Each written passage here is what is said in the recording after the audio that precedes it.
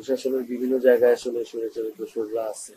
এই যে সমস্যাগুলোর কথা বললেন, এবং কিছু জায়গায় সমস্যা কিছুটা কম, সুযোগ সুবিধাগুলো পৌঁছেছে বা যথেষ্ট বলতে নেওয়া হয়েছে।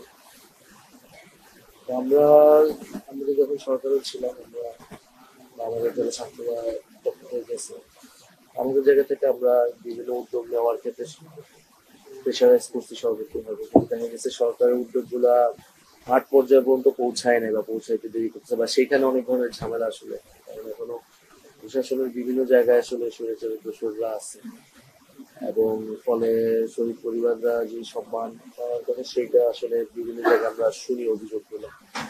আর আমরা আসলে আপনাদের কাছে কোনো দল হিসেবে আসি নাই, আমরা আসছি, আমরা অভ্যুত্থানে ছিলাম, আপনাদের পরিবারের সদস্যরা আমাদের আহ্বানে আসছেন, তো আমরা সেই জায়গা থেকে একটি পরিবার মনে করি, দল মতের ঊর্ধ্বে আসলে।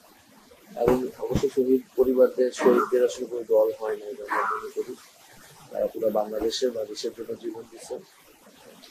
আর আমরা আমাদের পার্টির পক্ষ থেকে আমরা সব জায়গায় যাচ্ছি এবং কথাগুলো শুনতেছি। আর আমরা একটা আমাদের নিজেদের পার্টির তরফ থেকে একটা গণঅভ্যুত্থান সেল, শহীদ এবং আহত কল্যাণ সেল আমরা করছি। সেটার সেটার আন্ডারে আমরা আমাদের জায়গা থেকে সর্বোচ্চ চেষ্টা করতেছি।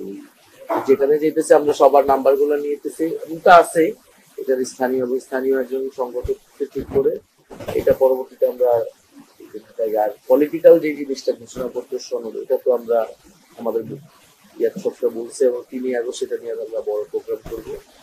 5 আগস্টের মধ্যেই সরকার যাতে এটা, সরকারও বলছে যে তারা দিবে সনদ এবং ঘোষণাপত্র, এবং ঘোষণাপত্র অবশ্যই নতুন সংবিধানের থাকবে, সংবিধানের ফলে জুলাইয়ের এটা সাংবিধানিক একটা ভিত্তি পাবে। এই জায়গাটা আমরা ওটা করতেছি। আর উপদেষ্টা তারা আপনাদেরকে অসম্মান করছে আমরা জানতাম না, সেটা আমরা কথা বলবো, এটা প্রতিবাদ জানাবো ওনাদেরকে। আর সর্বোপরি আপনাদের কাছ থেকে আমরা দোয়া চাই যে আমরা ভালোভাবে আমরা চলতে পারি, আমরাও সফল হতে পারি, আপনারা আমাদের জন্য আপনাদের দোয়া আমাদের জন্য সবচেয়ে গুরুত্বপূর্ণ আর কি।